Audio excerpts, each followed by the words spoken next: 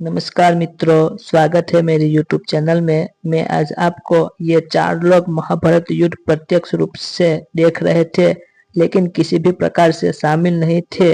इस वीडियो देखने से पहले मेरे चैनल को लाइक, शेयर और सब्सक्राइब कर लीजिए और कमेंट बॉक्स में जय श्री राम, जय हनुमान और जय सीताराम अवश्य लिखिए।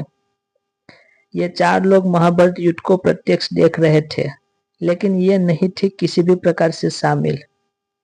महाभारत काल में कुरुक्षेत्र में जो युद्ध लड़ा गया था, उस युद्ध में कई योद्धा शामिल नहीं हुए थे। जैसे बलराम जी युद्ध में शामिल नहीं हुए थे और वे इस युद्ध को देख भी नहीं पाए थे, परंतु 3 लोग ऐसे थे जो युद्ध में प्रत्यक्ष रूप से शामिल नहीं हुए थे। हालांकि इन्होंने संपूर्ण युद्ध को बहुत अच्छे से देखा था। क्या आप जानते हैं कि वे 3 लोग कौन है? कहते हैं कि भगवान श्री कृष्ण के मुख से निकला गीता का ज्ञान अर्जुन के अलावा संजय, हनुमान जी, बर्बरीक और भगवान शंकर ने सुना था। इसी के साथ इन चारों ने ही युद्ध को भी देखा था। हनुमान जी ने रथ के ऊपर बैठकर, शंकर जी ने कैलाश पर्वत पर बैठकर और संजय ने हस्तिनापुर के महल में बैठकर सुना और देखा था। इसी के साथ बर्बरीक का कटा सिर एक पहाड़ पर रख दिया था जहां से उन्होंने इस युद्ध को देखा।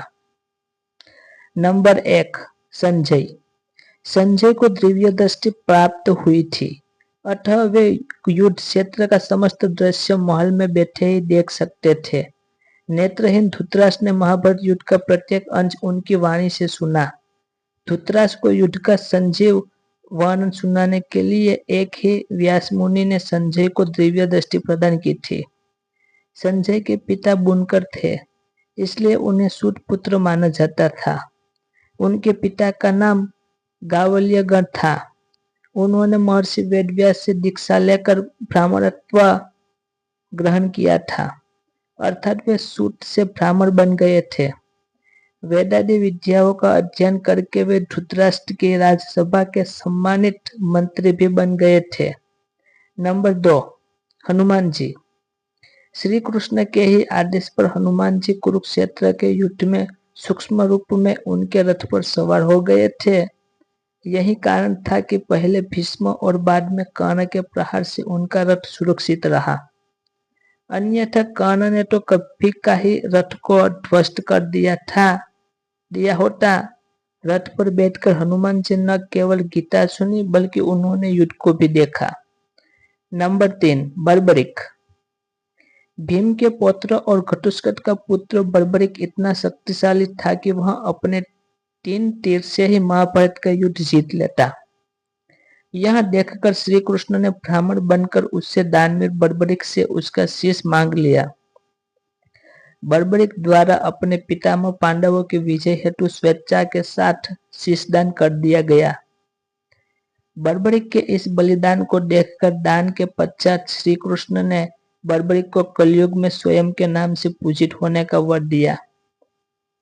इसी के साथ जब बर्बरीक ने युद्ध देखने की इच्छा जताई तो श्री कृष्ण ने उसका कटा शीश एक जगह स्थापित करके कहा कि तुम संपूर्ण महाभारत युद्ध के गवाह बनोगे। फिर जब युद्ध समाप्त हुआ तो बर्बरीक से पांडवों ने पूछा कि कौन युद्ध अच्छा लड़ रहा था और जीत किसकी हुई। इस पर उसने कहा कि मुझे तो दोनों ओर से श्री कृष्ण ही लड़ते हुए दिखाई दिए। नंबर 4, भगवान शंकर।